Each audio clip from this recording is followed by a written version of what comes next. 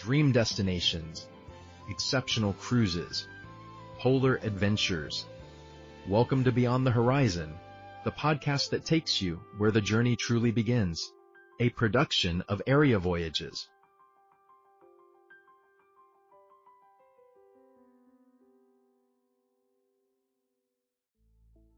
Imagine you're sitting at a pretty gritty modern cafe. You're drinking an espresso.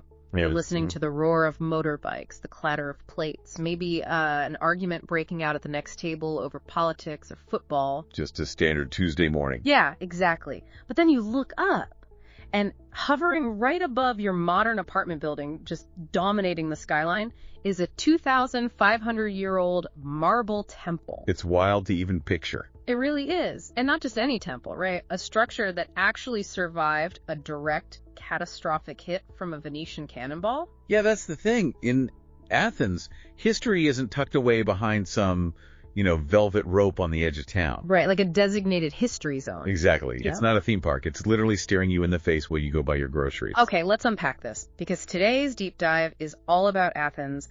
We are looking at a really comprehensive dossier on mastering the city. Specifically, we're pulling from the updated 2026 edition of Yvonne Jr. Blanchette's Travel Insights. Yeah, and the absolute loudest takeaway from all this material, the thing that just slaps you in the face, is that most people are doing Athens completely wrong. Oh, 100%. Yeah. They treat it like a dusty checklist. Right. Just a layover to endure before catching a ferry to Santorini. We're going to completely dismantle that approach today. Which we really have to do, because the city demands to be understood as a living organism. Yeah. If you just walk up a hill, look at some columns, and leave, you haven't seen Athens. I mean, you've just looked at rocks. Beautiful rocks, but still just rocks. Right. So we need to dissect the mechanics of how to actually interface with this city. And according to the guide, there are basically 5 key pillars we're focusing on today. Yeah, 5 major focus points, starting with the Acropolis as an actual experience, not just a monument. And the Acropolis Museum, which is an inseparable pairing. The extreme importance of seasonality, which will literally make or break your trip. Then how to use the city as a geographic hub for the islands. And finally, the cultural anthropology of its neighborhoods and food. So we have to start with the elephant in the room. Or, well, the massive marble complex on the limestone outcrop. The Acropolis. The Acropolis. It's the visual anchor of the city. But Blanchette's guide emphasizes something super crucial right off the bat. Which is that standing at the bottom looking up is one thing, but actually experiencing the site is a completely different logistical challenge. Because with global fame comes, an absolute ocean of crowds. What's fascinating here is the sheer density of human traffic converging on this one plateau. It's unprecedented. Yeah. So before we even talk about the architecture or the history, we have to talk about the logistics of basic survival. And the material lays down a non-negotiable rule, the 8 a.m. imperative. Yes, you absolutely must secure the very first timed entry slot, 8 in the morning. But I'm on vacation. I know. The idea of setting an alarm for 6:30 a.m. to go look at a monument feels like work. Like, why can't I just roll up at 11 a.m. after a nice long breakfast? Is it really that catastrophic? It is the difference between a transcendent historical experience and an absolute miserable slog. A slog? Wow. Okay, explain that. Well, think about the physical reality of the Acropolis. It was a massive expanse of exposed limestone and white marble. Right. It has incredibly high albedo, meaning it reflects solar radiation right back up at you. Oh, wow. And there is zero shade up there. None. So if you go at 11 a.m., especially anywhere near this summer, you are stepping into a parabolic reflector. Like an oven. It is an oven. Mm-hmm. You are surrounded by thousands of frustrated, sweating people shuffling shoulder to shoulder through the Propylaea. Which is the monumental gateway, right? Exactly. It's a bottleneck. Okay, so it's not just about getting a good photo without someone's elbow in it. It's about literally not getting heat stroke. Exactly. And, it's about having the physical and mental bandwidth to actually comprehend what you're looking at. Because if you're miserable, you don't care about history. Right. But when you go at 8 a.m., the temperature is drastically lower, the light is soft, Yeah. and you can actually stand in front of the Parthenon and consider its sheer improbability. I mean, this was built between 447 and 432 BC under Pericles. And the architecture is insane. The optical illusions built into it are staggering. They really are. There are virtually no straight lines in the Parthenon. Wait, really? None. Almost none. The columns bulge slightly in the middle. It's a technique called endotosis. Oh, right. And they lean inward a bit. Yeah, and the floor is actually slightly convex. I remember reading about that in the source. If you placed a hat at one end of the temple floor and looked from the other end, you wouldn't be able to see it. Because the floor actually bows upward in the middle. That is so wild. Precisely. They engineered these curves to correct for the optical illusion of the human eye.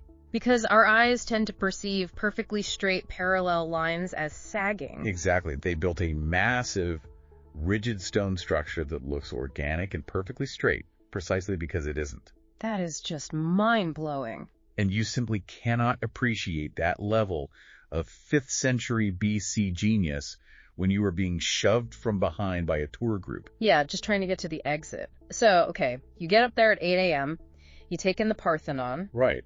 But the guide mentions other structures on that plateau that people tend to just, sprint past. Oh, yeah. There's one with these incredible statues acting as columns. The Erechtheion. And this is perhaps the most sacred spot on the entire Acropolis. More than the Parthenon. Mythologically speaking, yes. According to the myths, this is where Athena and Poseidon actually competed for the patronage of the city. Oh, the famous contest. Yeah. Poseidon struck the rock with his trident to create a saltwater spring, and Athena planted the first olive tree. And Athena won. Obviously, hence Athens. Right. But architecturally, what draws everyone to the Erechtheion is the Porch of the Maidens. The Caryatids. Exactly. 6 sculpted female figures serving as architectural supports instead of traditional columns. And this leads us to a massive plot twist in the experience. It does. You're standing up there at 8:30 a.m., looking at these magnificent stone women holding up the roof of the porch. But you're not actually looking at the originals, are you? You are not. You're looking at plaster replicas. Which feels like such a letdown. Like you travel thousands of miles, climb a giant hill, and look at a copy. I know, it sounds disappointing at first. But this is exactly why the material insists that the story of the hilltop is only half told until you leave the hill. Right. Where did the real pieces go? How do you put the puzzle together? You have to walk down the south slope.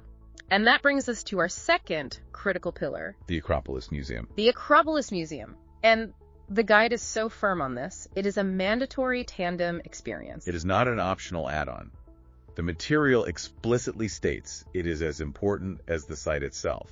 Yeah, and apparently it's the most frequently neglected stop for visitors, which is crazy. It is crazy. If you skip this, you have fundamentally misunderstood the Acropolis. See, I always thought of museums as these separate, dusty vaults, you know, where they just hoard whatever artifacts they dug up. Sure, the old school style. Yeah, but this place sounds completely different. The architecture itself seems to be doing something really specific. It is a master class in contextual architecture. It's designed by Bernard Tschumi, and it's purpose-built. Right, and it starts before you even walk through the front door. Exactly. First, it's built on pillars directly over an active archaeological excavation of an ancient Athenian neighborhood. So as you walk toward the entrance, you are looking down through glass floors. Yeah, right at the ruins of streets and bathhouses. You're walking over history. But the true genius, the thing the guide just raves about, is the top floor, the Parthenon Gallery. Oh, it's incredible. Okay, the way this is described blew my mind. It's like they built a 1-to-1 scale wireframe of the Parthenon in midair. That is a perfect way to conceptualize it. The top floor of the museum is actually shifted. Shifted how? It's angled to be perfectly parallel with the actual Parthenon on the hill outside. Oh, wow. And the dimensions of the inner core of this gallery match the dimensions of the Parthenon's inner chamber. The cella. Right. And mounted on this core, in their exact original sequential order, are the surviving marble friezes and metopes. So you are walking around this glass-walled room. You look at a 2,500-year-old carving of a cavalry procession. Yeah. And while you are looking at it, you literally just lift your eyes, look through the glass windows, and see the exact spot on the actual temple where that piece was mounted. It completely collapses the distance between the artifact and its origin. It's breathtaking. It's like augmented reality, but with physical architecture. Exactly. And it attempts to repair the historical trauma of the building. Because we mentioned earlier that the Parthenon survived a Venetian cannon roll. Right. In 1687, during the Marian War, the Ottoman forces were actually using the Parthenon to store gunpowder. Which is just a terrible idea in hindsight. Yeah, truly terrible. The Venetian army fired a mortar that hit the roof. The resulting explosion blew out the entire center of the building. Just scattered all these incredible sculptures everywhere. Exactly. So the museum essentially reconstructs what was lost, mentally and spatially. And that brings us back to the caryatids, those maidens from the Erechtheion. Yes. Up on the hill, we established you're looking at plaster copies. But in the museum, 5 of the original 6 are right there on the first floor. And the material makes a huge point about how they are displayed. Right. They aren't put on some massive, unapproachable pedestal up near the ceiling. No, they are displayed so you can walk completely around them, essentially at eye level. Which fundamentally shifts your relationship with the art. Completely. Up on the hill, they are structural. They are pillars. Oh. But when you bring them down to eye level, they become human. You can see the individual details, like the intricate carving of their braided hair. There's actually a structural secret to that hair, isn't there? Yeah, it's not just an aesthetic choice by the sculptor. This is where ancient engineering meets art. The thinnest and most fragile part of a stone statue is the neck. Right, so if you're going to use a statue to support the massive weight of a marble roof, the neck will snap. Oh, wow, of course. So the sculptors designed these incredibly thick, elaborate, trailing braids that cascade down the backs of their necks. It looks like a beautiful hairstyle, but functionally, it drastically increases the cross-sectional area of the marble. Exactly. Providing the necessary load-bearing strength to hold up the building. That is just brilliant. It's structural engineering disguised as high fashion. It really is. But this heavy focus on the Acropolis Museum brings up a really important logistical question that listeners might have. Yeah. Athens also has the National Archaeological Museum, which is housed in this massive 19th century neoclassical building. Yes, it is. If the Acropolis Museum is so cutting edge and necessary, does that render the older museum redundant? Like, if I only have time for one, which one wins? Well, according to the guide, they are not competing at all. They're serving entirely different functions. How so? The Acropolis Museum is hyper-focused. It is entirely about the Acropolis and its immediate slopes. It is a deep, vertical dive into one specific location. Got it. The National Archaeological Museum is a horizontal sweep across the entirety of Greek civilization, spanning thousands of years and covering the entire country. So the National Museum is where you find the stuff that wasn't on the hill. Exactly, like the gold death masks of Mycenae. It houses artifacts that fundamentally alter our understanding of human history. Like the Antikythera mechanism. Yes. We have to talk about this because it sounds like science fiction. It really does. This was found by sponge divers, right? Yeah, in 1901, sponge divers off the coast of the island of Antatyra found a Roman-era shipwreck. And among all the beautiful bronze and marble statues was this lump. It's just a calcified, corroded lump of bronze and wood. And it just sat in the museum for decades. Until X-ray technology came along in the 1970s. Right. And it revealed what was inside. It was an intricate system of at least 37 interlocking bronze gears. It was an analog computer from the 2nd century BC. It is widely considered the world's first known analog computer. That is insane. What did it even do? It was used to calculate and predict astronomical positions, eclipses, and even the 4-year cycle of the ancient Olympic Games. Wow. The level of precision in those gears wouldn't be seen again in human history until the development of astronomical clocks in 14th century Europe. So finding it just completely shattered our timeline of ancient technological capabilities. Exactly. So the Acropolis Museum gives you the emotional, visceral connection to the hilltop. And the National Museum gives you the mind-bending scope of the entire civilization. Right. And this perfectly illustrates the density of Athens. You can spend a morning looking at the origins of Western architecture and the afternoon looking at the origins of complex mechanics. Exactly. But eventually, your brain gets full. Oh, absolutely. Museum fatigue is real. You step out of these pristine, climate-controlled sanctuaries of ancient marble. The automatic glass doors slide open, and you are immediately hit with the modern city. The smell of roasting meat, the blare of a horn, the labyrinth of concrete. Yeah. So how does a visitor navigate this modern reality without just retreating to their hotel room? By understanding that the modern city isn't an obstacle to the history. It is the continuation of it. Okay, I like that. And to navigate it, you have to understand the specific ecology of the neighborhoods clustered around the ancient center. Which brings us to our next pillar. Yes, the living city.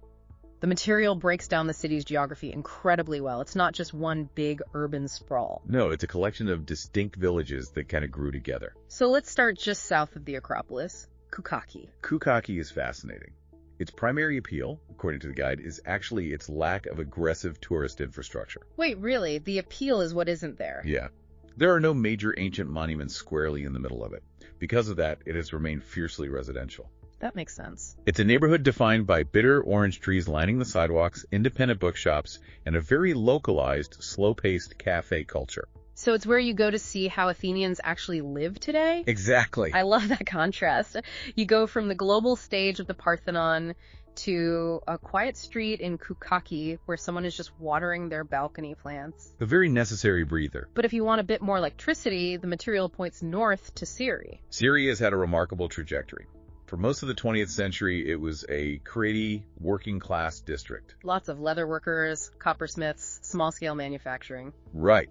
But in the 1990s and early 2000s, it underwent a rapid transformation. The abandoned workshops became bars, live music venues, and art spaces. It sounds like the classic artisan to bohemian pipeline. You see it in cities all over the world. You do. But the material notes that Syria has managed to stabilize in a really cool way. It hasn't tipped completely into a sanitized, generic nightlife trap? No, it still retains that chaotic, creative energy, especially around its food scene. And that energy shifts entirely when you move into the next neighborhood, Exarchaea. Now, this is a neighborhood that demands context. Definitely. And we should be clear, we're just impartially reporting what the guide outlines here. Exarchaea has a very specific, politically charged history. Right. We have to look at the facts of its history to understand its current state. So what happened there? Exarchaea is anchored by the National Technical University of Athens.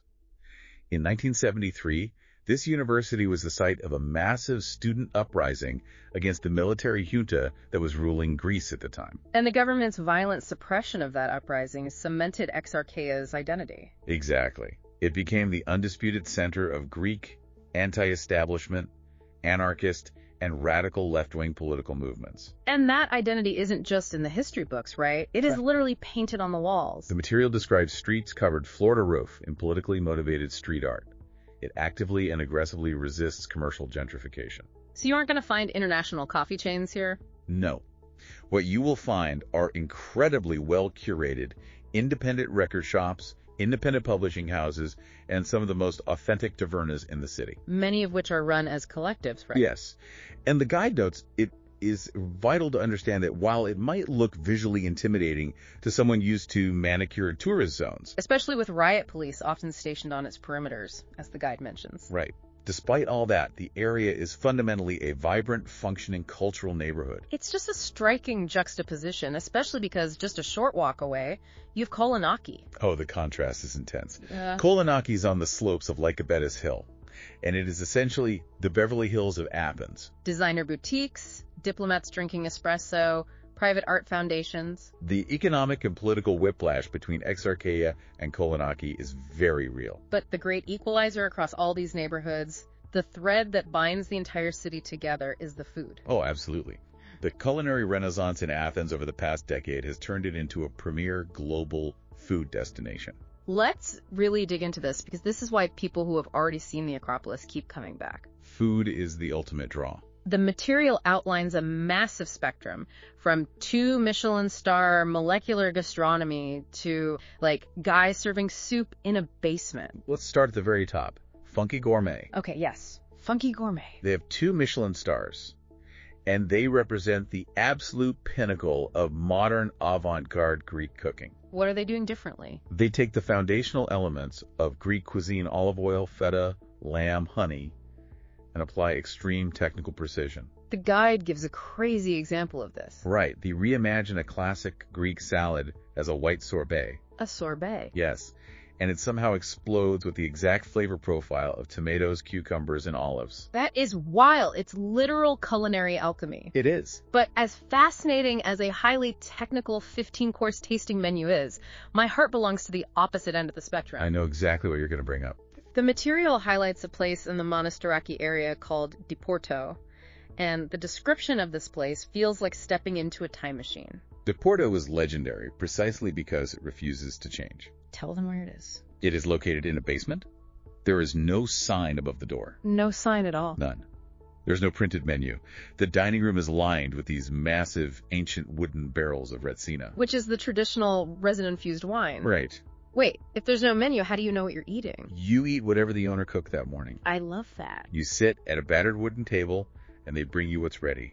It might be a slow-cooked chickpea soup, braised meats, or a simple Greek salad. And it's cash only, unapologetically rustic, and entirely authentic. It represents a style of working-class dining that is rapidly disappearing from modern European capitals. And the material emphasizes that this way of eating, whether it's high-end molecular stuff or soup in a basement, is fundamentally rooted in the concept of meze. Yes. And understanding meze is basically an exercise in cultural anthropology. How so? A tourist might look at meze and think it's just the Greek word for appetizers or tapas. Right. Small plates. But functionally, it dictates the entire social dynamic of the meal. In many Western dining cultures, the meal is highly individualized. You order your steak, I order my fish. There are distinct boundaries on the table. Right, the don't touch my fries culture. Exactly. But a Greek taverna operates on a collectivist model. When you order meze, a barrage of small plates hits the center of the table. Tzatziki, fava dip, grilled octopus, keftides, which are the meatballs. And the center of the table becomes a shared, democratized zone. Everyone eats from everything. It forces interaction. Exactly. You are passing plates, pouring wine from copper jugs, reaching across each other. The food is the lubricant for the social event, not just fuel. It perfectly reflects the concept of philoxenia, the love of strangers or hospitality, right? The table is a welcoming space. It really is. And that communal feeling extends to the street food, too. Oh, the street food is incredible. Like eating a gyro wrapped in a warm pita while walking through Monastiraki Square. Or the loukoumades. The loukoumades are essential. You cannot skip them. Describe them for people who don't know. They are these bite-sized, deep-fried dough balls.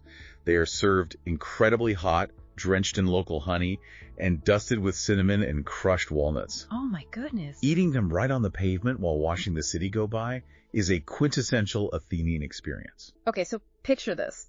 You've explored the Acropolis at dawn. Right. You've had your mind blown by the Antikythera mechanism. Yep. You are sitting at an outdoor taverna in Syri, sharing maize, dipping bread into olive oil, the breeze is blowing. It sounds like absolute perfection. It does. Until the material hits us with a massive reality check. Which brings us to our fourth pillar. Seasonality. Seasonality. Timing is everything. This is the single variable that will completely dictate the success or failure of your trip.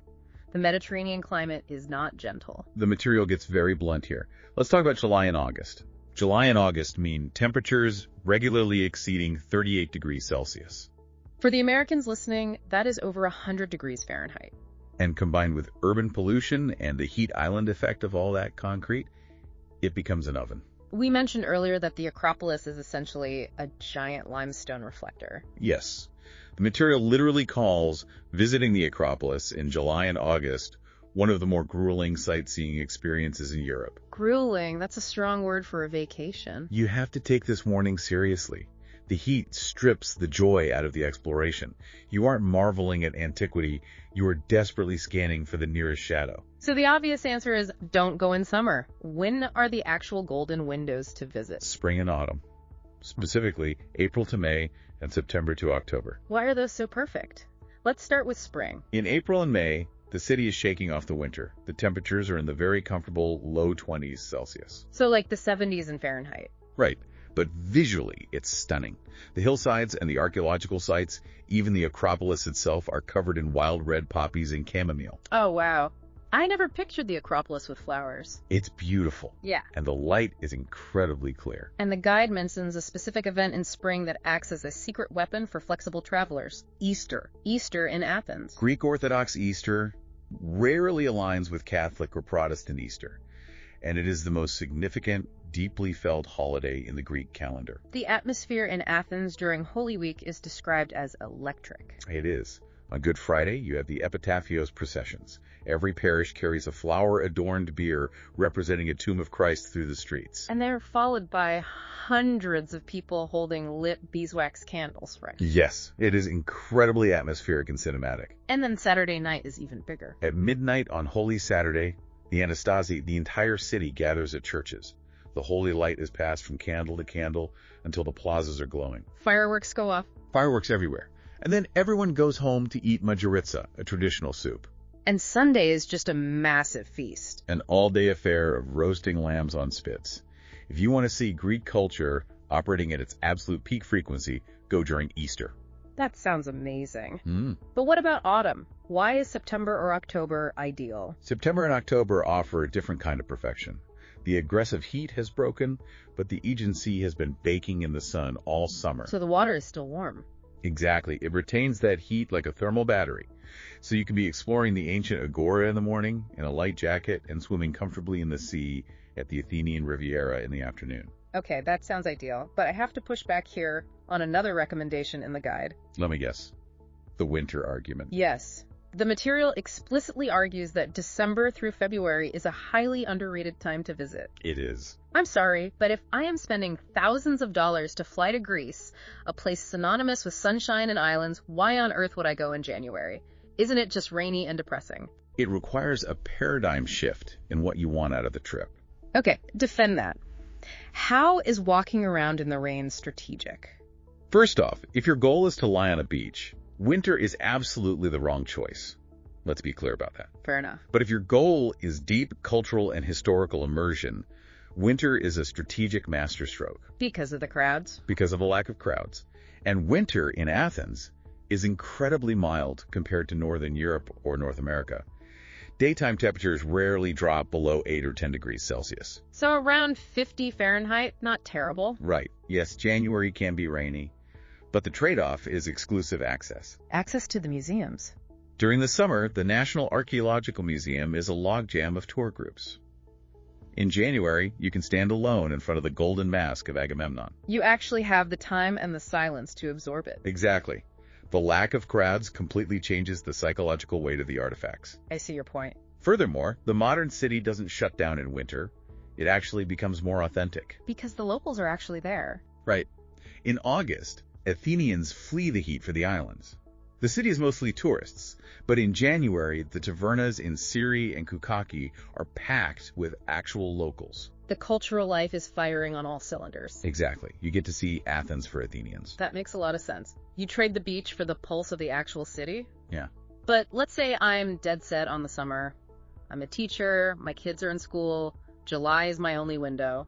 Do I just cancel the trip? No, but you pivot to a completely different operational mode. You utilize the 8 a.m. imperative for any outdoor sites? Absolutely.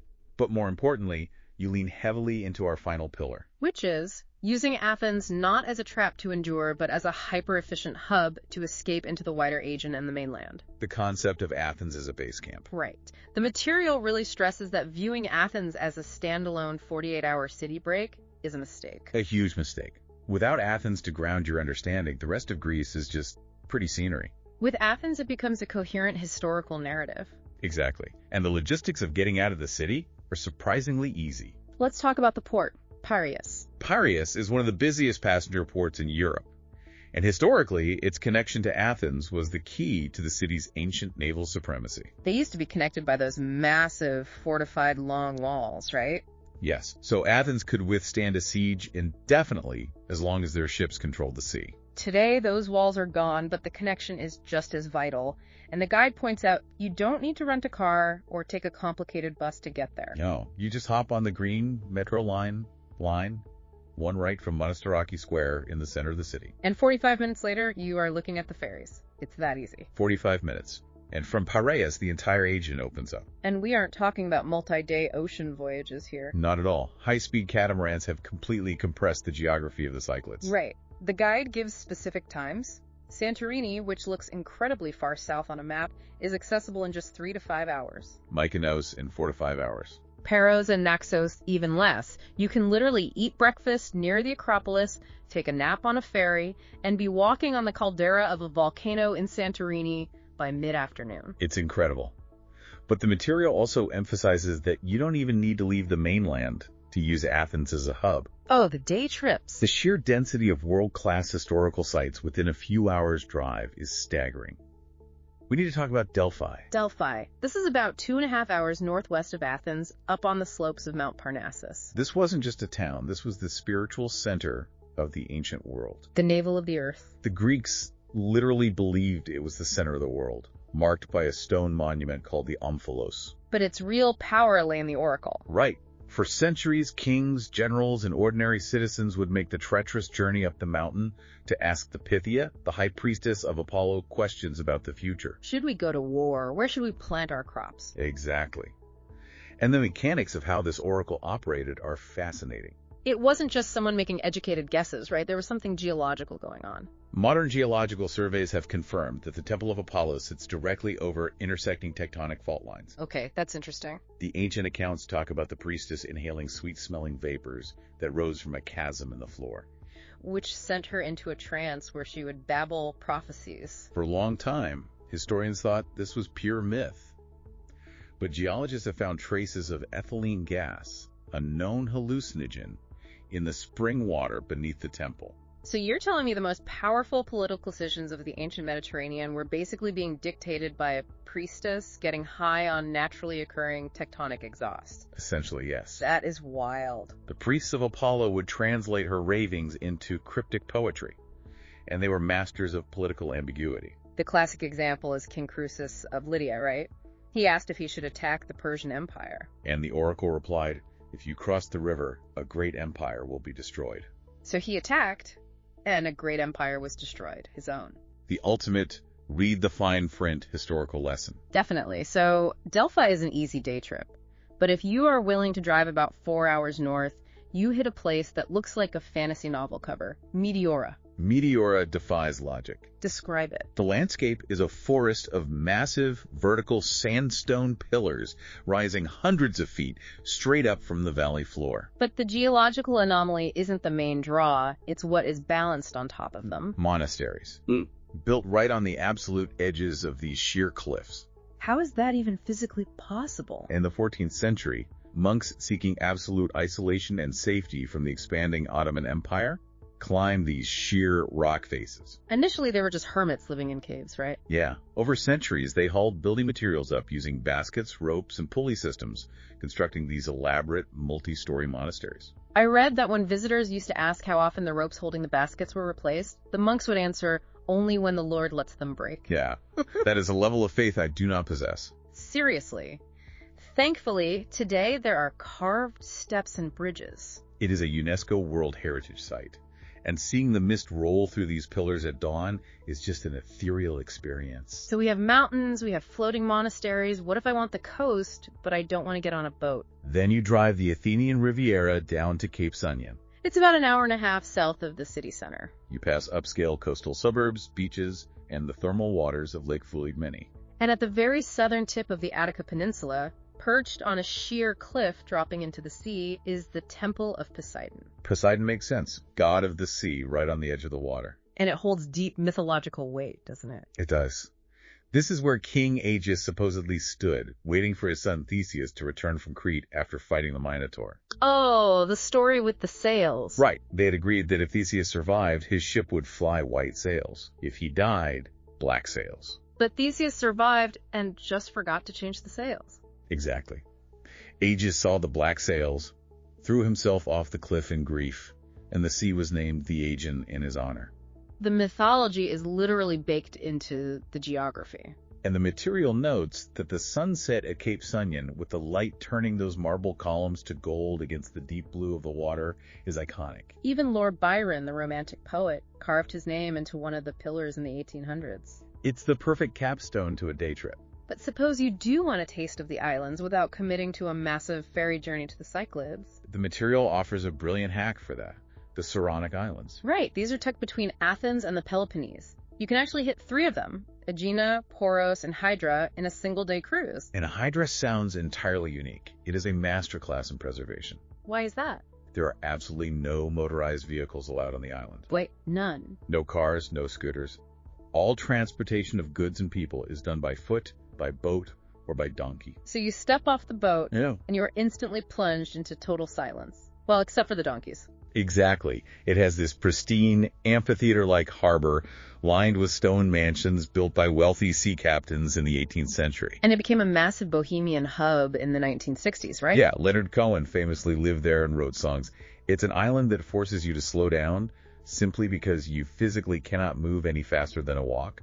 This incredible web of day trips fundamentally changes the math on how long you need in Athens. It really does. The instant for most travelers is the flyby. 2 days, see the big temple, eat a souvlaki, get to the beach. The material shatters that timeline entirely. Because 2 days isn't enough. 2 days is the bare minimum just to execute the Acropolis and the Acropolis Museum properly without exhausting yourself. Yet alone the rest of the city. Right.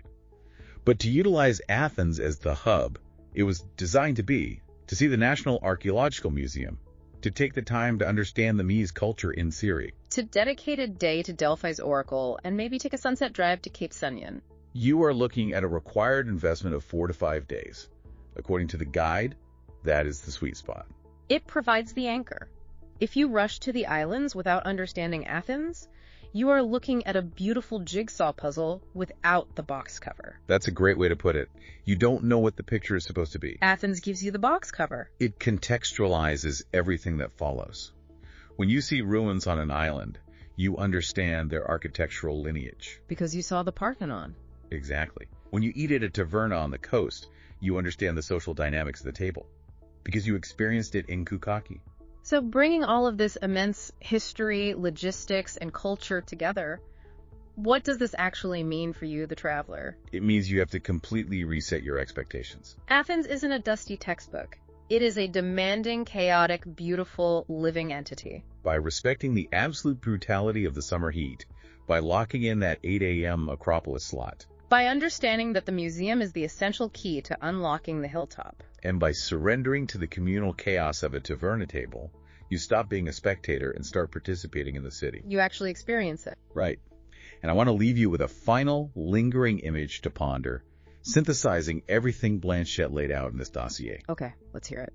Think about the sheer physical, vertical layers of human endeavor stacked upon each other here. The layers, yeah. Deep underground, you have a sleek, modern metro line slicing through bedrock. At street level, you walk past a violently modern, politically charged mural in Exarchia, flanked by riot police and kids drinking coffee. You step into a climate-controlled glass museum holding an analog computer from a shipwreck. And at any moment, from almost anywhere in the city, you can simply lift your eyes and see a 2,500-year-old marble temple that survived war, earthquakes, and explosions, calmly standing watch over the chaos.